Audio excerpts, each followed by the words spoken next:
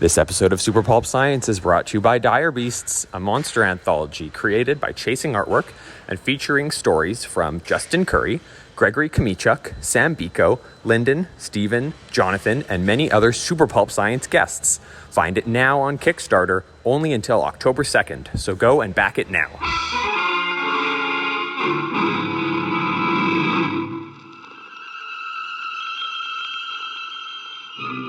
Attention, citizens. It's time for Super Pulp Science. This is Super Pulp Science, where we talk about how genre gets made. I am GMB Kamichuk, known to my friends as Gregory, and I was left here in Winnipeg by many of those friends and colleagues as they departed to the distant and difficult adventures of the Toronto. Left, he means he did not apply. That's right, I didn't go to the show. I'm trying to build drama here. Long-suffering co-host Justin Curry, known the world over as Chasing Artwork, wants to jump the shark here. But I'm trying to build an image of my loneliness and FOMO as yourself, Justin, and Lyndon Radchenka and Stephen Call went off to Canada's largest fan experience. Let's call it what it is. It's not a Comic-Con anymore. In Toronto, the Toronto Fan Expo, and you have now returned.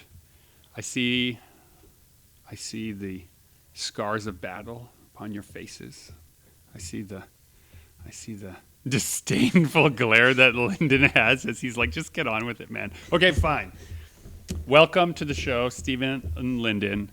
They have been on the show many times before on their comics journey. And I'll encourage all of you to click the links below. I never. Yeah, search it up, says the producer. Search it up. Why don't you tell us your first thoughts of the Toronto Fan Expo? You get 15 seconds each. Go. It was a good Comic-Con. It was. It's a big one. I don't think humans were built to have that many interactions in that short amount of time. Like it's most shows in like the last year or two, like show attendance has kind of like gone, like after COVID, it was a really big spike, and then it's kind of gone down a little bit. So a lot of shows this year have been a little, not like quieter is not the right word, but like a little more easygoing, not quite so hectic and crowded. This show didn't get that memo. This show is like as crazy as like pre-pandemic shows, which is like great on our side of the table. Like I always feel a little sorry for people on the other side. The meat tunnel, as we've called it before in Toronto. We got to come up with a better name for that. Meat wall. Train? But like, Meat train? No meat train. Yeah. No. I'm only like 50 Unless. feet from the bathroom, and even like getting from my booth and going to the bathroom and getting back is like a struggle. Yeah, that's like New York Comic-Con levels. And that bathroom's like out of commission 1 hour into the Yeah, day it's too. just Like that's don't tiny. use it, Yeah, that's not a good one. And we're guys. Women have it so much worse with bathrooms at convention centers. But so yeah, this show has been the craziest, and it stayed steady. Like a lot of our crazy shows, like, oh, remember how great it was in like 2019 or 2014? It was so crazy, and then it's not as crazy anymore. This show has been like steadily, always crazy, and it's great, but it's exhausting. In one word, my quick description, I agree. It was consistent. It felt like every day was the same. And it wasn't like your dead days, crazy day, then another dead day. It was insane. Yeah. Yeah, Even I was going to ask, compared to the other big shows in North America, where would you rank the Toronto Fan Expo in terms of attendance? like including the States. Yeah, like obviously it's not as big as San Diego, it's not as big as New York, but past that, where does the Toronto show rank up? Like, for example, it's in the top 3, and I would even put it was better. I had a better time than San Diego this year, because San Diego, there's so much other stuff going on for us artists and vendors who are there to push our new books and push our new art. Like, we don't have as much to compete with at Toronto as like San Diego. You know, like Hugh Jackman's in the building upstairs, and same with Ryan Reynolds. Like they're talking upstairs, and people are waiting in line for 2 days to see them, and they're not really caring as much about us. And so in Toronto felt like just my booth was like more of a highlight to people, whereas in San Diego it's kind of an afterthought, if that makes sense. So That was a soft flex from Justin. He's kind of a big deal in Canada. No. Okay, well, that is one of my notes here. I like That I'm a big deal. No, in no. Canada. Your superiority? the amount of conversations that went like this. I have been seeing your art for years. I'm finally going to get that piece. It felt like I was like harvesting like years worth of like that subliminal advertising that people have been getting, seeing my booth over and over and over again. Now, you grew up rurally, so when you say harvesting, we mean like, you plant the crop, you tend the crop. Too many people, I think, have watched too many horror movies, and so they saw a very different sort of harvest. I also sometimes, I've done the Toronto show a number of years, and I always think about the scene from Critters 2. Old horror movies fans will know this. Critters 2, all the little critters turn into a giant ball of hungry mouths, and they just roll over people, and all that's left is their bloody skeletons. That is how many people seem at the end of the Toronto Fan Expo. Just the bloody skeleton rolled over by the critter ball. Well, now the crowd is so thick there. The difference between our this display and Justin's is that we're in the middle of an aisle. So we're not at the end of an end cap like Justin is. And so the aisles get so thick with people that they actually can't stop A human to look centipede? at your table. Yeah. Stop it. They can't stop. We can't talk to anyone because the line is shuffling them along and they're not able to look at anything for an extended period of time at a table. So when you see something that you're kind of interested in, you kind of feel uncomfortable stopping the crowd. It's like that people are trying to move behind you, and if you stop in front of them, like it's borderline rude. You don't want to do that. But also, this looks really cool. I want to see what that is maybe on my next pass. But by then, you've seen 100 other things. And you're lost. You have no idea where to go. Well, it's like when that crowd of people is going by super smoothly and super consistently, like you're not, like we basically have to pitch our books to everybody who will stop and look at them so they know what they're buying.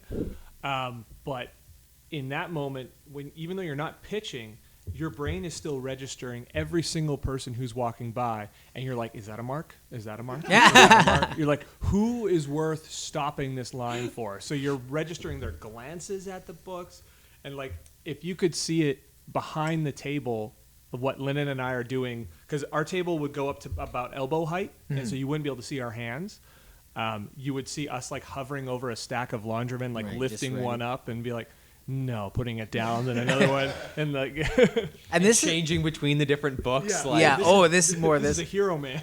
But this is also a survival tactic. Like we're there for we how many hours are we actually working on the floor? Like the show hours are like 50 hours, and then it's the setup before that and everything else. Like this is like a full work week, like condensed into a short amount of time, and the amount of interactions, like I said at the beginning, is like overwhelming. So you can't be on the whole day. So you kind of need to be strategic with like your effort that you're putting into not transactions, but interactions. Now, I would just want to, you are three very nice gentlemen. You're caring, you're kind, you're compassionate. Out in the world, you exude very different attitudes than this like distillation of disdain for the crowd in front of you that you're describing. So It's not disdain. It's just coping. We're coping. Yeah, it's Well, an avalanche of people. This is what I'm getting at. This flesh tide. Is that one better?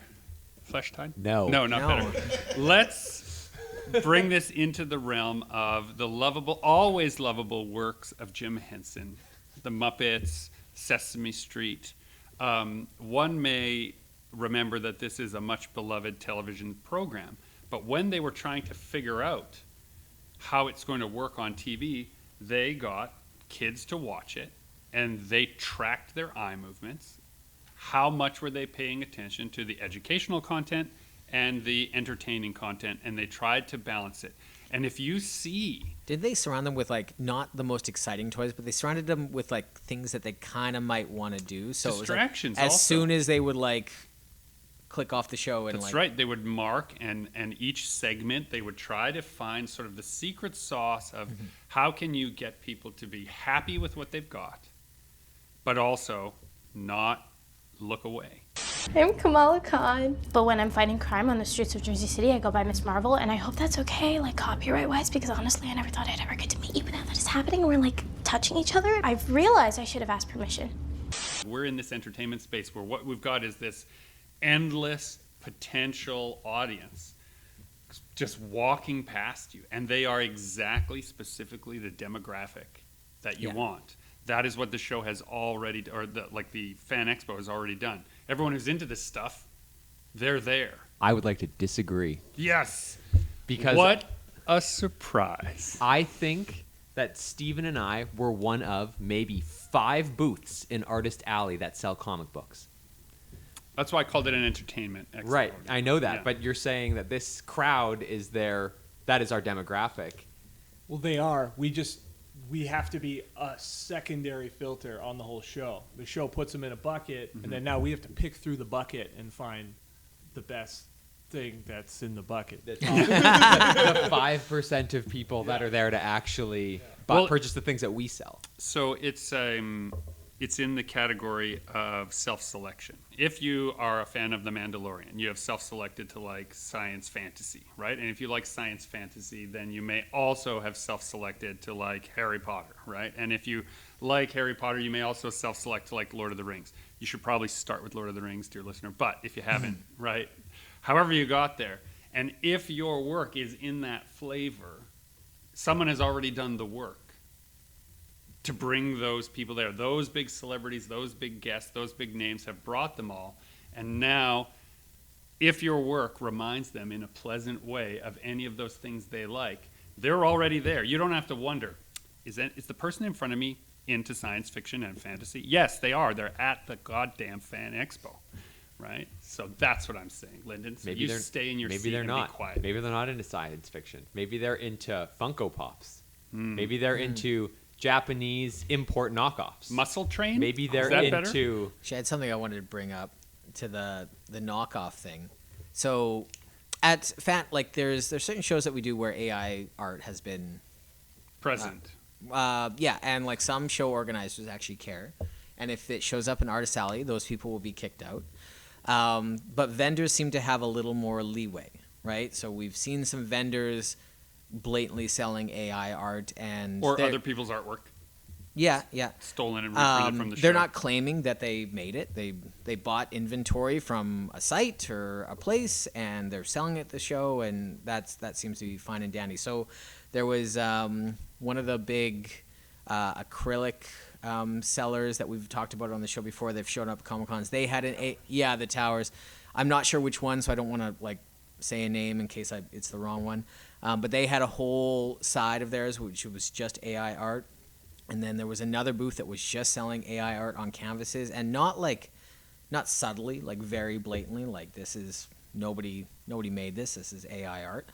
And then so in the Artist Were Alley, they busy? I gotta know. I don't pay attention, and I can never check during the show because once people like you can't walk around. Because your work, Easily. not made by AI, is bringing in the crowd. But so something that started happening in Artist Alley, which I've kind of seen this showing up in a while, and I never really put 2 and 2 together, and somebody told me this was going on, so I wanted to talk about it on the show, is these little crocheted, like almost like minifigures of like popular comic book and anime characters, and they look like they're like little crocheted like figures.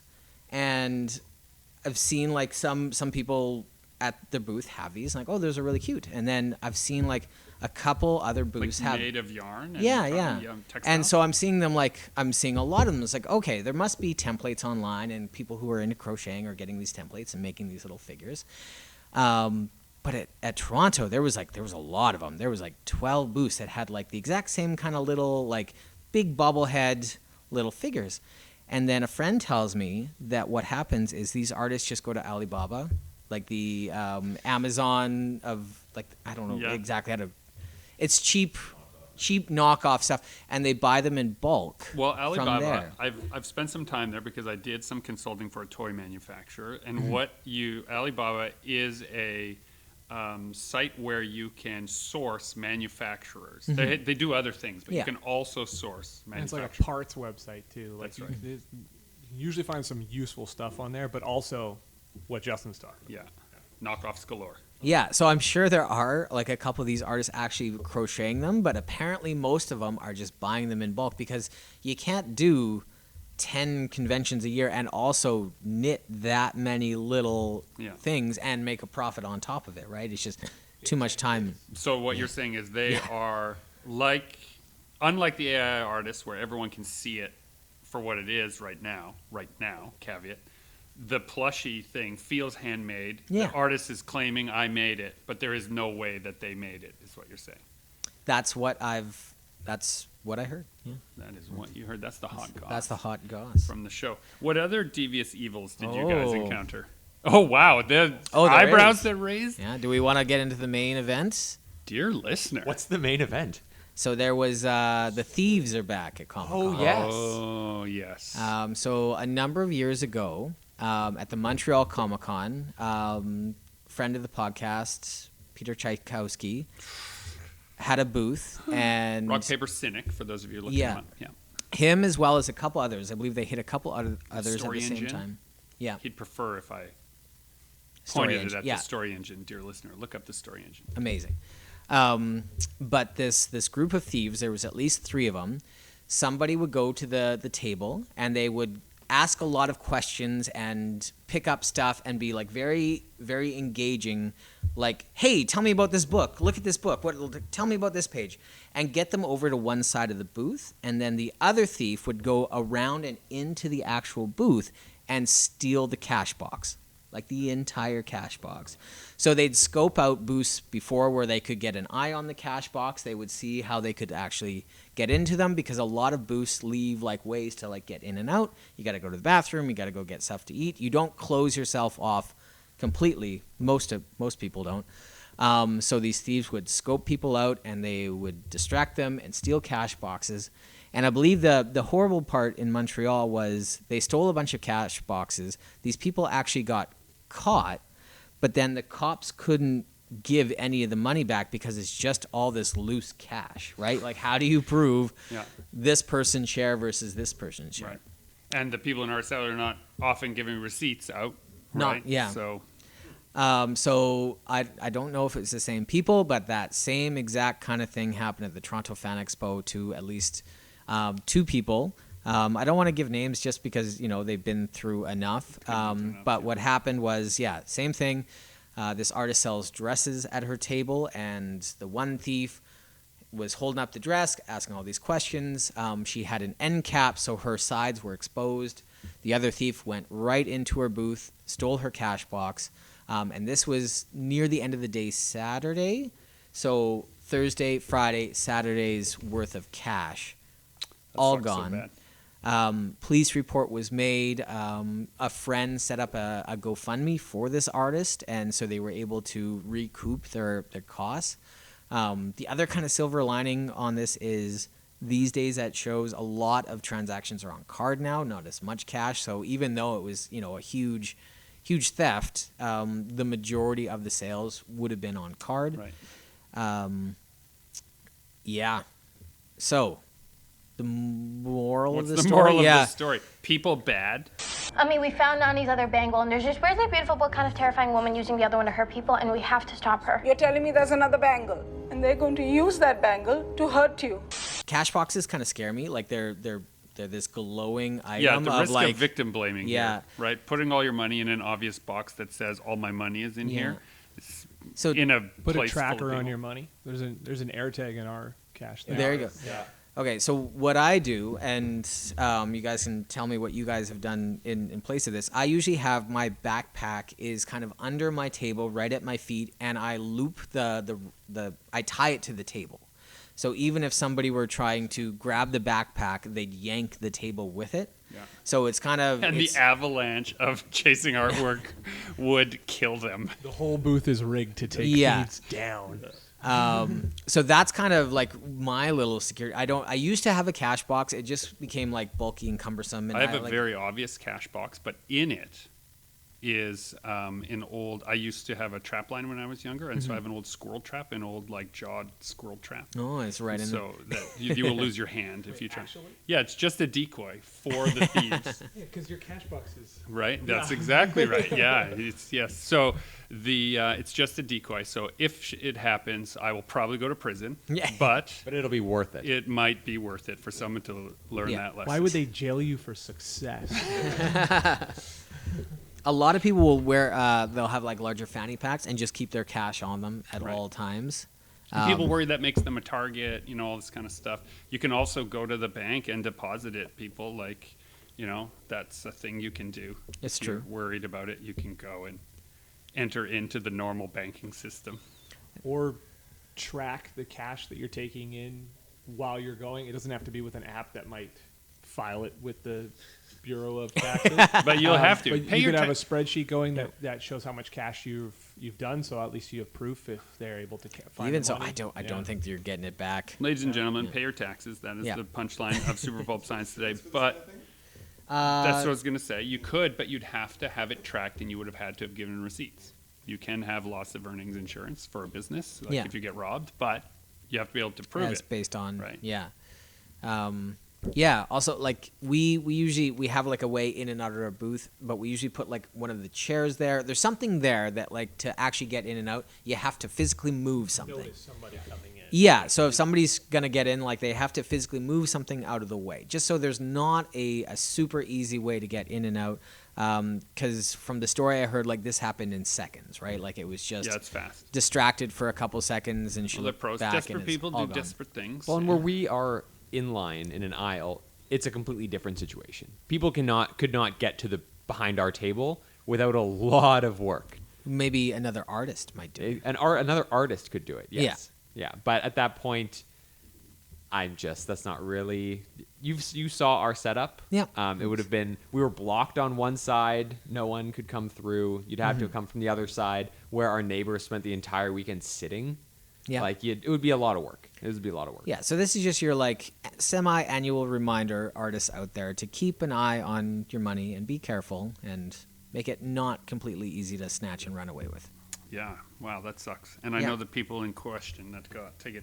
On a positive note, Peter Tchaikovsky of Story Engine fame, when he was robbed, somebody else put a GoFundMe together, and it was actually wildly successful, and he actually got more money than he lost.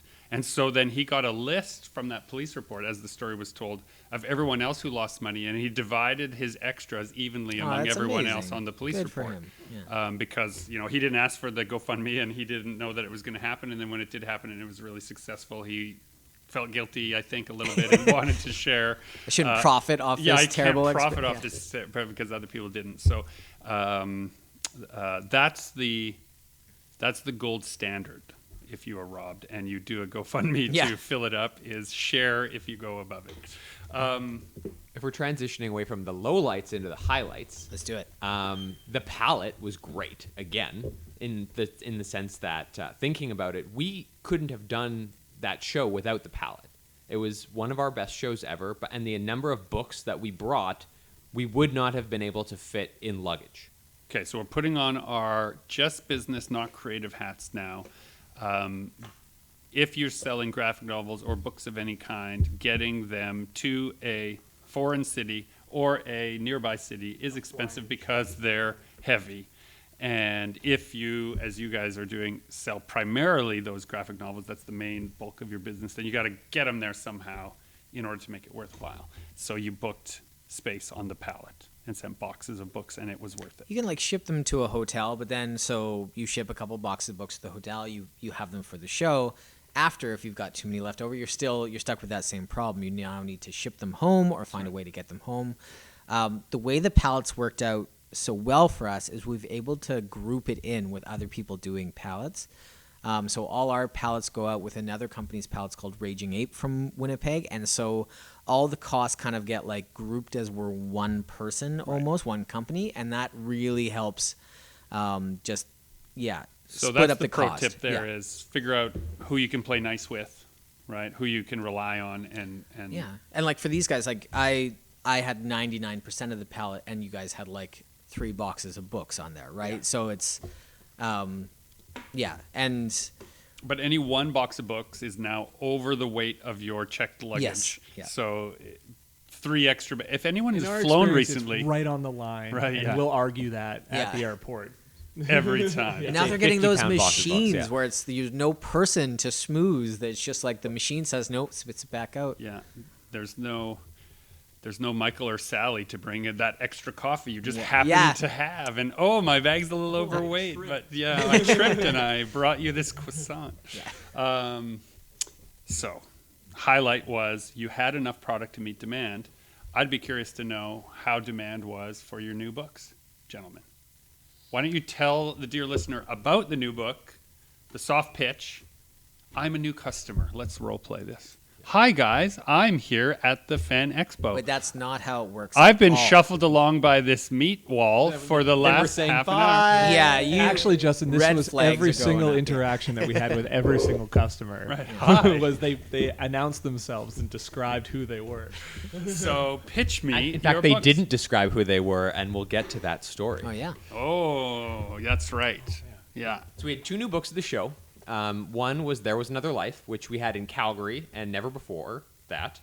And then we had Hero Man for the first time at Fan Expo in Toronto. For the dear listener's sake, pitch me There Was Another Life, and then pitch me Hero Man. Elevator pitch. Elevator pitch. Okay, so with There Was Another Life, we've had it in some form or another for about 2 years on the table, and historically it's really hard to one-line pitch, but we kind of sat there on the first day like we got to figure out how to tell people about this book, and Lyndon thought of a perfect line. Let's see if I can remember it. So people will come up and be like, hey, this is our new book. We'll pass it to them. Yeah, They're I'm like, holding so it. it's It's monster-filled science fiction about an immortal man who's trying to save the world twice. It's a little bit of The Last of Us meets, like, you look at Lyndon, I don't know, old man Obi-Wan Kenobi. Yeah, and then people will be like, that's pretty neat. I'll tell you, you've got me at Save the World twice. Well, that's the button, right? Yeah. That's what everyone goes. Yeah. Because when you think about it, saving the world twice means it didn't go very well That's the first right. time. Yeah. And in fact, we had one person go, did he fail the first time? And we'll be like, you gotta read it. You gotta. Yeah, no, that's great. So great pitch. Okay, now Hero Man is very different in flavor, and this is why I think is important to see the range of work at your table. Yeah, so Hero Man, you'd hand it over, and they'd be flipping through it. And Hero Man is a very distinctive golden age art style by Schusterian art style by artist Zach Schuster. And I would say it's a one and done superhero comedy about a man who learns one day that all the crimes he's been fighting have been staged.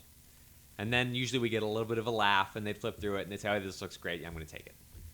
Yeah, it looks great. Because it's so shushy. Well, it's when you flip through the book, it looks like exactly what we're saying it's going to look like. Right. Yeah, I think that book is a real solid promise of the premise. As soon as you look at it, you're like, oh, is it a lighthearted, satirical look at superheroes? Oh, it totally is, and actually, look how well paced it is. Look how well drawn it is. One thing I noticed was in selling books, it's much easier to sell a book that people know it has the end of the story in it. So, yeah. Right? Yes. So I figured something that did help me a few times with There Was Another Life, because There Was Another Life is part 1 of 2. Eventually we will be printing it as like a full story, but this is what we had right now. So what I'd say to people, they'll turn the book over, they'll point at it, they'll be like, part 1? And they got a very quizzical look, and I'll be like, oh yeah, so this is part 1 of 2. The ultimate story will end in 2, but this one, it does have an ending. And that's just what I would say. Yeah. It's like, it does end. And then people will be like, okay. Kind of like the Lord of the Rings movies. Yeah. That's right. They end, Sort of. and then they go on. Yeah, The exactly. yeah. But no, what I was going to say was about these 2 books, because you asked how they did. Prior to this show, I would have said that Dead Work was our second best-selling book after The Laundryman. Now it's Hero Man, For sure. followed by There Was Another Life. Yeah, it did. There Was Another Life really exceeded our expectations. So, but yeah, Dead Work definitely, it moved to the back seat, I would think. Deadwork also does tend to sell much better when more of us are in the room and Yeah. we're way more accessible than like say Justin was to us or we were to him for those customers. So In the flesh cascade. We're officially at abandoned ship phase. Spit him out. Spit him out. No. That's the plan. That's the plan? Much easier to transport a family of cats than hundreds of crew members. So we're literally hurting cats? Deadworks also is a book in hand book. Like, we don't display it as prominently as a lot of the other books on our table because people buy Deadwork when they're holding it. So we just have to make sure that we hand it to them. And in Deadwork, it's become kind of a Hail Mary. Like, we'll pitch the 3 main books on the table that have the most shelf space. And if someone's kind of like wishy-washy, we've been running like a buy 2, get 1 free deal. So we'll be like, check this one out. We'll hand Deadwork and be like, that's 22 stories. And they'll be like, okay, see, that's what I wanted to see. And it has a bit of everything, is what we say. And that's true. Yeah, for those of you who don't know, Deadwork is our anthology project, so it's full of great stuff. What would you guys change for next year? You guys had an amazing show, best show ever, right?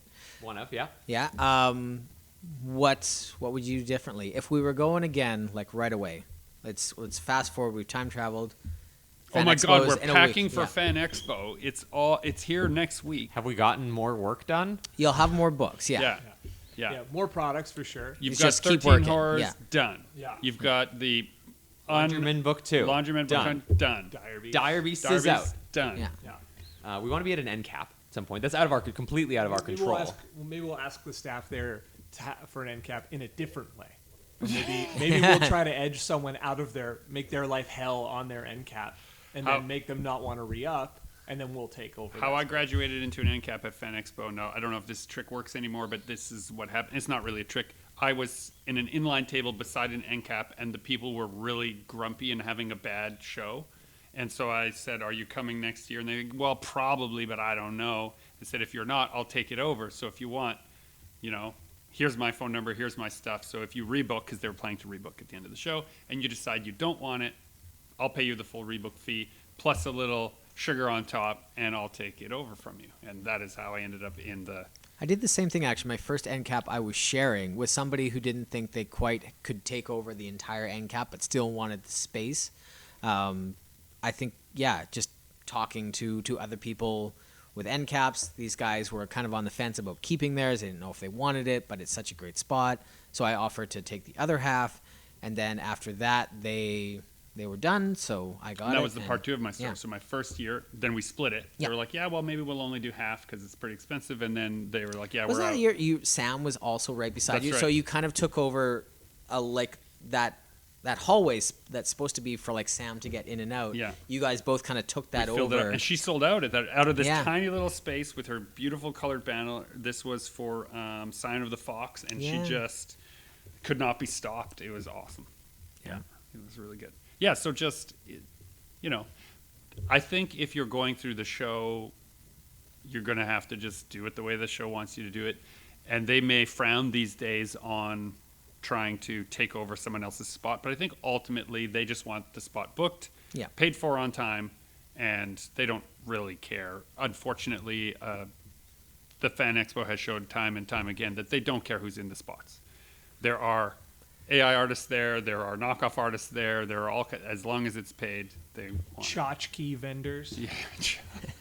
But yeah, it takes a while to kind of get Mass-produced tchotchke vendors, I should say. the spot you want. And so for this show, like I have an end cap, and then I also have the 2 tables behind me.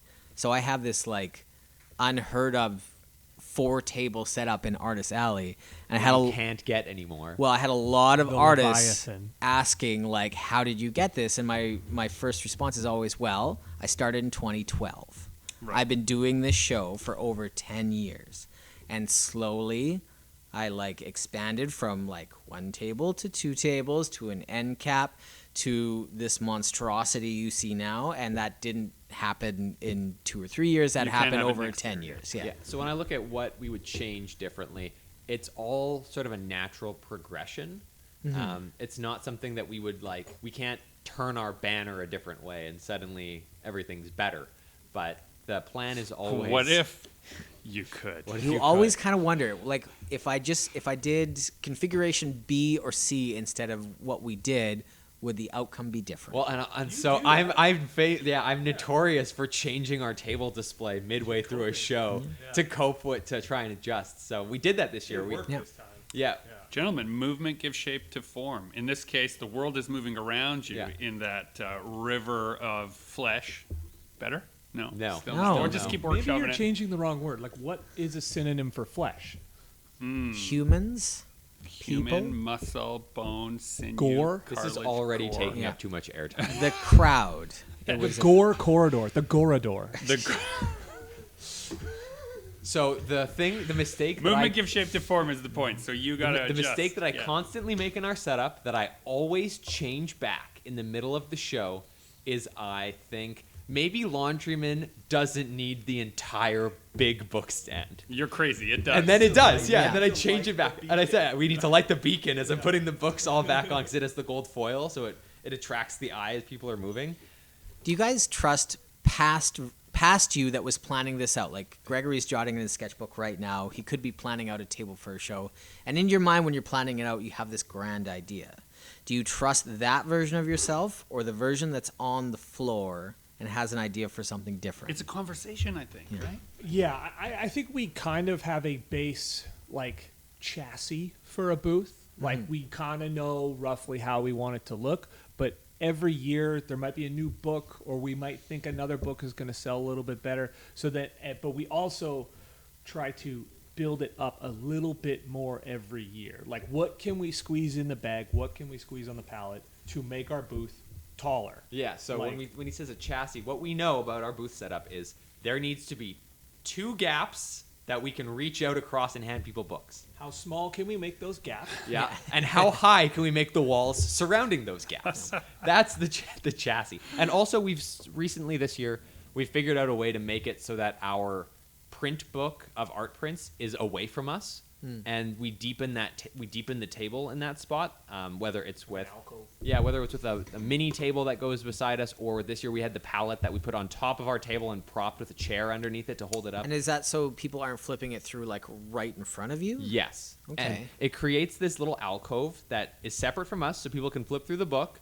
And then the issue we were having before was that the print books are so deep that there isn't space to put anything behind them on the table very much. It's true. And so what we've been doing is we put the print book on the table and we put like a 4-foot table behind it so that we could then build that up really high and make a little mountain of art and fan art. And what that does is it catches people's eyes as they're walking by, and then they can step forward and start flipping through the print book. Gotcha. So aside from that section and knowing that we need space to reach out and hand people books, which is the primary way that we've learned to sell our table, is our book display is 80% untouched through the entire weekend.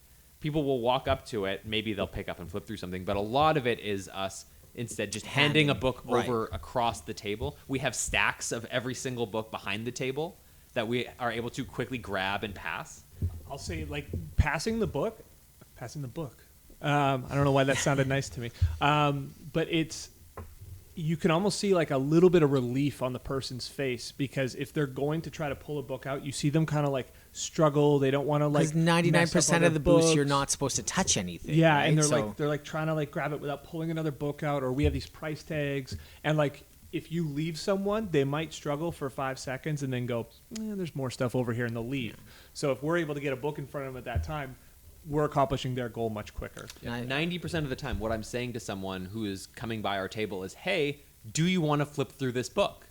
And as I'm handing it to them, because I've noticed that they have noticed it on the table. Gentle sentience. My friends, gentlemen, do you find it difficult? Because I know many have, so this is a leading question from many interactions. Do you find it difficult to switch the part of your brain that is, what is the story? How will it connect with people? Why am I even telling it? Getting over the imposter syndrome of being good enough to create it. You have to do all that just to make the content. Then you have to switch and become production guys. How am I going to get it made? Where am I going to get it printed? Is it good enough? Is it coming on time? Then you're logistics guys. Get it to the show, be at the show myself. Then you're now sales guys at the show. When you're switching those channels, does anything break inside of you? Last year, it took us 2 full days to switch into sales mode. And if you were listening to that episode, Thursday and Friday at Fan Expo last year sucked. Yeah, you were the sourpusses at the show. Yeah. Well, if you would it could be a fly on the wall for our conversations leading up to this show. It was constantly repeating the lessons we learned leading up to Saturday last year and being like, we're just going to do that. We're just going to hand books to people. We're just whatever we learned Friday night to Saturday, whatever changed, that's what we're doing. And like Thursday came and we didn't do it. And like the first 2 hours, we're starting to like rough math all of our expenses for the show. And like my eyes are rolling into the back of my head. Like, are we going to be able to do this? And then like 2 hours in, Lyndon's like, wait, we got to put books in people's hands. And there's like, oh, right, we do. Stay the course. We'll figure out how to close those jump points. Wilhelm Wundt, the father of modern psychology, is looking at you proudly. You have used introspection correctly to fight against what modern psychology calls mood congruency. You got into the same place as you were in a different time, and you got into the same mood you were there last time. That's normal. Yeah. It requires introspection to say, how will I change my behavior since I can't change my mood? Do you know what it was? Do you know what the cause of our better sales were this year? We only took it one sale at a time. Yeah. Did one more. Yeah. Every time we made a sale, one of us would turn to the other one and go, let's do one more. Yeah. Or like if one of us would go off to the washroom or to talk to a pro or something like that, be at the end of the aisle, we'd look back and like put that one finger in the air like Doctor Strange talking to Iron Man and be like, one more. There's only one way to win here. And it worked. No, it happened. Literally. Like our Thursday and our Friday Sunday was better. Yeah, and our Sunday, we had our best Sunday at any show ever this year. And it was every single time we made a sale, we went, yeah, let's do one more. Let's do one more. And it went all the way until 10 minutes after the show closed. The sales That's kept the best showing up. feeling. When you make sales before the show opens or after the show closes. No. And then we'd make it a bit. So between sales, we'd spend the time working our way up to saying, let's do one more. And like doing like an improv conversation. And by the time we said it, that next customer's in front of us. There is, again, there's this distillating right down to this disdainful way of talking about it as a sale, as a one more, as a customer, but let's remember, dear listener, that the primary focus of both this show and why we go to shows in the first place is to get work we care about into the hands of people we think would care about it too. And there is this horrible bridge you have to cross, which is people's reluctance to try new things. Yeah, and like there's a tangible difference there. Like my full-time job, I work in kind of a sales capacity. Like I'm all over the store, sometimes I'm selling. And if I successfully sell something to someone, that's all I've done is I've sold something off the shelf that the company bought that is a fine product and probably makes that person happy. But if I manage to, even though we're coming at it from a very pitch heavy standpoint, if I manage to sell a book that I've created and someone is just stoked about it, it like resets you every time. And it getting that reminds connection. It reminds you that it's not just a sale. You're getting this thing that you created into someone's hands, and it just feels so good. That's like part of the finish line of finishing a painting or a project or a book is like the project isn't complete until you meet somebody who gets it and wants it and like sees that same spark in it that like you saw in it, that you put in it. Man, it's especially like at this show I debuted a couple different pieces, and usually, some are going to sell well, some are going to flop. Like you never really know how things are going to go, and they were all connecting just the way I hoped, and it's the best feeling. Well, like I said before, there are so few comics selling booths at this show that we had on a number of occasions had people come up to us and say, oh my God, comics! It feels like there's not enough indie comics here, and they'd buy a bunch of books. So it was so connected, or it was so gratifying to find comics lovers on the Thursday there was someone who came by our booth and was wearing a cosplay from Something is Killing the Children, which is an indie horror. It's picking up a lot of steam now, but sort of an indie horror comic in which the main character... It's Tinian, right? It's, Yeah. The main character wears a mask, like a bandana across her face with like sharp pointed teeth. And as she was walking by, I said to her, hey, obviously it's a comic, I really like your Something is Killing the Children cosplay. She kind of stopped and was like, I really like that you know what it is. Right. And I transition, I go, do you like horror comics? Because that's what Something's Killing the Children is. And she kind of paused and she goes, do you have a horror comic to show me? And I'm like, yes, absolutely. And I hand her a copy of The Laundryman, and she's flipping through it, and she starts talking about how she's been writing for Marvel. What do you remember about what she said about writing for Marvel, Steven? Not much, but I just remember I'm seeing this young cosplay Fan Expo attendee in front of us, and she says she writes for Marvel, and then I just kind of go holy crap, congratulations, that's really cool. And then we just really I don't know, in a sense we're proud for her, right? Since I know the punchline of this, I got to tell you, I love how this story begins. Yeah. This warms my heart so much because it leads into something else I want to say. Yeah. Carry on. And then we asked what did you write? And she goes, well, I wrote some Ms. Marvel, and then in my head I'm like I haven't read any of that, but I'm like, that's freaking awesome. That's a big character right now. Yeah, you know? and I'm like, oh, that's awesome. What's your name? And she tells me, and her name is Iman. Iman. And I go, nice to meet you. I'm Lyndon. You should be on our side of the table. There needs to be more comic makers at this show. Yes. And she's like, oh no, I much prefer to be an attendee. And so we thank her, and she goes on her way. And Steven pulls out his phone to figure out who she is. And in this interaction, dear listener, you may have already figured it out. In this interaction, I'm having these little thoughts, but they're not strong enough to make me get over the wall or anything. And I'm like, I can't see her whole face, but she kind of reminds me of the girl who plays Ms. Marvel. Oh my god! Then she says her name, and I'm like, that could be. That sounds like the same name. The actress that plays Miss Marvel. Yeah, and then so we start Googling it, and I Google Iman, I-M-A-N, Ms. Marvel, and it's just pictures of the live action Ms. Marvel, and I'm like, oh, weird. I'm like, and then now I'm starting to think, I'm like, what if? Steven's like, it's weird. She's got the same name as the person as the actress Miss Marvel. And I lean over and I go, oh, you got to add Iman Miss Marvel comic book writer to it. And then it's Clark Kent taking off the glasses. Google Images switches from her in the Ms. Marvel costume to her in plain clothes posing with the books.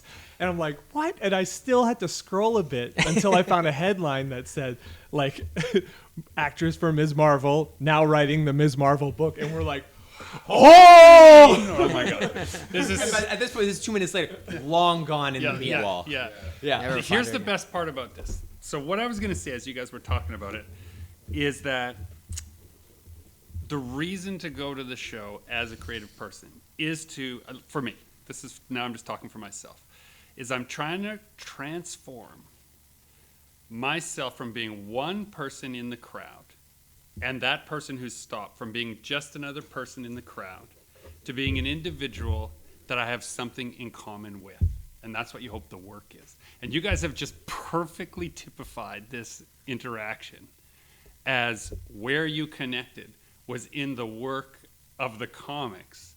And that's all that mattered. And of course, I know you guys, right? So her working for Marvel, you are genuinely thrilled for anyone who can make it to that level. We know that they're that's famous enough. You don't have to headline a $100 million movie franchise, right? You could maybe just has her own TV show, been in a movie or two. Actually, my favorite of the new Marvel content was the Miss Marvel show. It hit my kids the mark for who they were aiming at. I thought so perfectly. Yeah. So and in retrospect, I wish I had said this at the time. we obviously conveyed our excitement for her being in comics, but I think if I could go back, if there's something I could go back and change, I really would have liked to emphasize how awesome it is that there's a young woman writing comics. Like, we need more women in the industry. Oh God, yes. Even on this podcast would be nice. Our producer is vigorously shaking his head. Oh my God, yeah. No, but it's true, because you need, if you have the same kind of voice talking about life all the time, then that is not accurate. Kind of stagnates. Yeah, it stagnates. Wait, one thing I wanted to bring up, and I don't know if this, I started thinking about it, and then I wanted to voice it on the podcast. Fandoms that kind of get worn out. And what I mean by this is, years ago. You segue out of Marvel to fandoms. Well, Marvel might be part of this. So especially with cosplayers, right? I kind of gauge the love for a fandom by the amount of people cosplaying for it. And so I'm going to bring up a couple examples here, like the amount of people that used to cosplay as Harley Quinn, and even like Deadpool and Wolverine, Joker, Five Nights at Freddy's. You know what the one was for me? The Supernatural cosplayers used to be, like, from the show Supernatural, they would play as that angel character. That used to be, Castiel. Like, 1 in every 10 people who was cosplaying was a Castiel for a while. Now, is it just as, like, time goes on, people stop, like, they've done that cosplay, they're done with it? Or is it because we got, like, Harley Quinn showed up in, like, 4 films, and she has her own animated TV show, and people are just like, is it too much of it? And so the cosplayers have moved on, and like Five Nights at Freddy's, we had that really mediocre movie, and now I haven't seen any cosplayers for it anymore. Did they burn out, like the studio say, oh, there's all this interest in this like kind of indie character, this whatever, let's make it into something big, and then everybody abandoned ship. Right. I think you're onto something there, because it's almost like there's a cosplay / like represent your fandom at a show, like a bandwidth at a show, and like your character's either below that or above that, and if you're not in that range, then you're not getting cosplayed. Like right now at the show, you're basically seeing what we saw. I saw like 100,000. No, that's a big number. Demon Slayer cosplays, like there's so like much the pig-headed character and the green checks and all that. It's like very popular to do that, or Attack on Titan. Like, I don't watch or read any of this, but it's clear that characters like Harley Quinn have like maybe pushed beyond that, and or the people who liked to cosplay them have maybe aged out of cosplaying or something like that. I think you're highlighting what I see as one of the biggest shifts in the pop culture expo environment right now, which is that they're getting more and more suffused with anime. And it feels like the majority of cosplay is anime now, and the majority of the attendees are anime fans. Like, it's not per se an anime show, but it's very quickly being overtaken is the wrong word, but is really infiltrated. Sure, yeah, they're coming across our borders. and over the wall. No. What the hell is going on? I was on some freaky spaceship and then I teleported here. I don't know if that's my new powers. And then this freaking cat ate a man. I don't know, it has tentacles. What tentacles? Come on, where are the tentacles? I love Japanese culture and anime, but it feels like more and more of the content is becoming more of that and less of the sort of big two westernized stuff that we'd been seeing at fan shows for so long. Well, not as much of that. Sorry, nobody cosplayed Poon Poon. Okay. Yeah, that's right. Poon Poon. Yeah, that's right. And is that just an age thing, right? Like, younger kids are way more into anime than like even like our generation was kind of like, getting into it, but it really wasn't a thing. Like, we were casual anime. Yeah, well, right. Anime is like ubiquitous now. Like, it's not even like a certain. I have to be that guy. Are we talking about anime or manga? No, we're talking about anime. Well, anime. Well, it is both, really. Like everybody reads manga. Not everybody. Everybody can find someone in their clique or in their world that they look at who reads manga or watches anime. Well, like, every anime is from a manga, right? NFL players in the post-game interviews talking about their favorite animes. Right, It's like it's everywhere. And like everybody's got a family member who watches it. More and more anime is being like dubbed or subbed and imported here for people to watch. And like that is not a bad thing. It's just an observation of like how much. That's what the trend is right now. And obviously that spreads out or spills out into what the cosplays we're seeing are?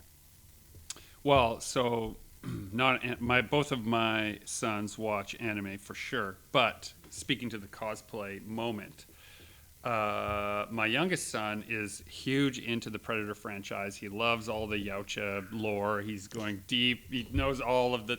If there's a piece to know about it, he's probably read about it or read a fan theory about it. And so he's like, Dad, I'm going to make a cosplay. I'm going to make a Predator cosplay. And I'm going to be a child Predator. No, that came out wrong, right? So it was a funny thing. But he goes into the basement. He starts building this thing. He makes a sketch, and he starts cutting it out. And he's working on it forever. And one thing that I see in young people who are engaging with cosplay culture, there is now a place where all that work will be seen and appreciated, even if everyone in your family doesn't understand it at all. You don't have to hide it anymore. You don't have to hide it. You can, and in fact, you get to build it yourself, then go to a place where everyone will appreciate that you built it yourself. They'll know the fandom you're talking about. They'll engage with you on that level, and now they're no longer just a person in the crowd. They're an individual talking to you, another individual with something in common. And yes, you're wearing 40 pounds of foam armor.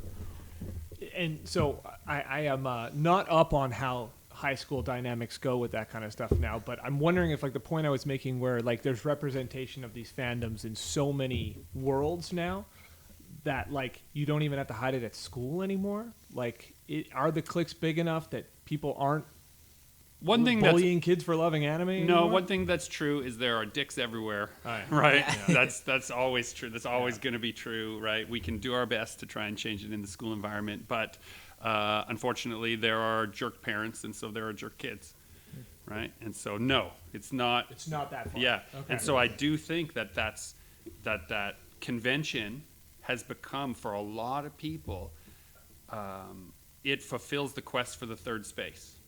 I have a place where we have something in common. It used to be the church, right? It used to be the coffee shop. It used to be the restaurant. These things are not the same anymore. And so now people go to the conventions and they find people that, you know, they want to stand by the same pulpits and believe in the same kind of stuff. And it's kind of wild. And I don't think we've yet seen the complete transformation it will have on culture at large, that we have a way to service that fandom. I am... not a social scientist, but it doesn't mean nothing that at any weekend of the year is a room with 100,000 people interested in imaginative storytelling. Perfect segue into, how was Enercon? Enercon was Enercon was awesome. So while we were at Toronto Fan Expo, dear listener, the biggest convention in Canada, in Winnipeg, I was really sad that I had to miss it. There's a one-day Transformers convention that's kind of semi-annually. It's not every year, but when it happens, it brings in all the big Transformers fans of Winnipeg into one room, and so they have tables for artists as well. So Enercon has a very specific warm place in my heart because as my sons were growing up, they just got old enough where they were asking to, this is in the past now, this is, we've gone back into the distant past where my little sons are like, Dad, can we come with you to a show? No, there's just too much going on. There are too many strangers. There's too much stuff. I can't be your dad properly in that environment because I'm there at work. So I have to say no. And then we got invited to Enercon, which was going to be this one-day little show locally. In and a it was the hotel. first time that I said to my sons, yes, you can come with me to work. And I didn't feel like I couldn't keep track of them. And they went around. I introduced them to everyone I knew at the show. And from my booth, I could see where they were at. And it was the first time where the super helicopter parent that is Jimmy Kimichuk was like, okay, you can go out into the world where I can see you, even where I'm at work. And our booths were, right? It was like the convention, the little area we were in was weird. So we were kind of like a level up. Like a couple artists were like a half a level up from everybody else. So even when we were, you could see down. We were looking everybody. down from the mountain at the thing. And so why is this important? Because they are the perfect age at that age to love Transformers for what they are. Just a toy that transforms from a person, a humanoid, into a vehicle or an airplane. And that premise alone was so cool to them. And for them to find out just how many toys there were, how many years it had been going on, how many people of different ages were interested in it, how if they asked any question, somebody gave them an answer that was 100% specific to the interest.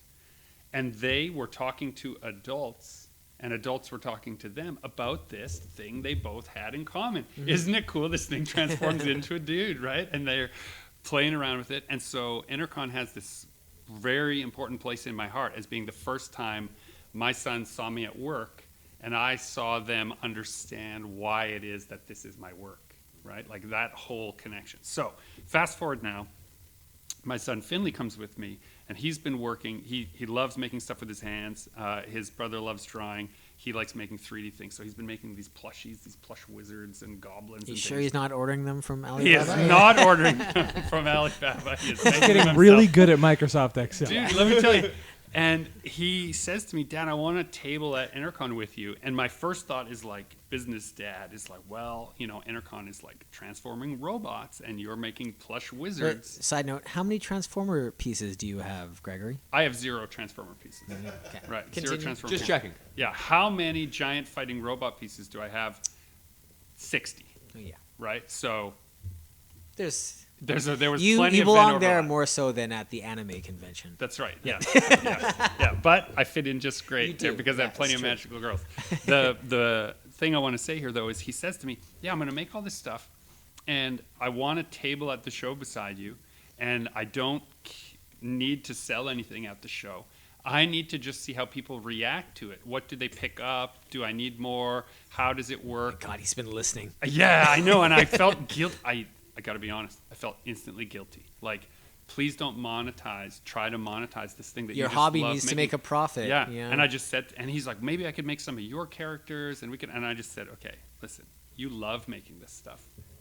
When no one's telling you to make it, you stay up too late on the sewing machine making it, and you're just. Let's not taint that with what anyone else wants, right? Just try to make the thing you want. And he's like, yeah, I don't care if I sell it. I just want to know whether anyone else sees what I see in it. Like, can they connect with it? What are they going to... Do you think this guy needs arms? I don't think he needs arms. I think it's the shape is perfect without it. I don't have anyone to ask except you and Mom who love me, so I don't know if I can trust the answer.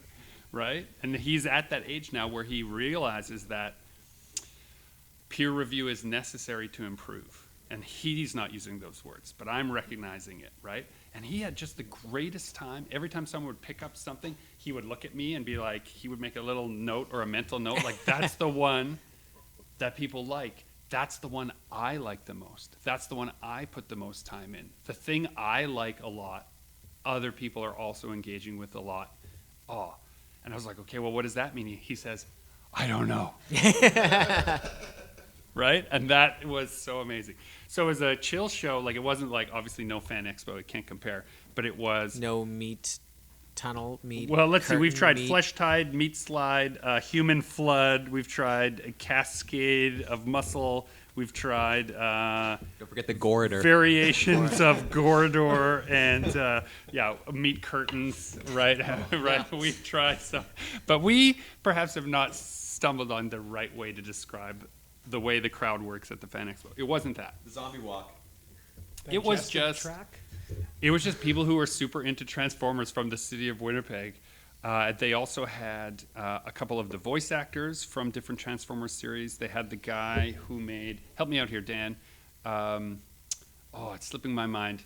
Dan, the Transformers expert. He was a Transformers character who was special because he was in an episode. He was a bounty hunter Transformer, and Lockdown? No, he was the first Transformer that appeared in the cartoon that didn't have a toy attached. I don't know who this is. Anyway, I spent some time talking with that. He transformed into like a spaceship. No, like a spaceship. And the writer, and that writer was a producer on, I want to say 30 or 40 of the episodes of Transformers. And so we talked a lot of inside baseball about how the show would get made. And he showed me how the scripts would come through with the character animation concept designs attached so that you would know what, like you'd get the brief. These are the ones to include. Now write your episode. And he didn't know better. He's like, well, in order to fill in this episode, I need to, no, it wasn't shrapnel. I need to make up a transformer that fits this thing. And it got produced, but then there was no toy associated with it. And it was like it fit a real specific fandom. And he was saying to me, if you give me a minute, I'll remember. But I've just been doing so many other things that I've forgotten. No. Yes, Michael Charles Hill. That is exactly right. So Michael, a very lovely man, very generous with his time, completely blown away with the idea that anyone gave a shit. Yeah.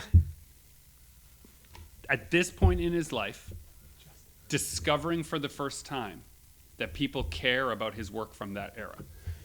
He said, in that time, you just did the work. The show went up. You had no idea what the toy sales were. You had no idea what the Nielsen ratings were. You were not connected. And you go on and you do other things with your life.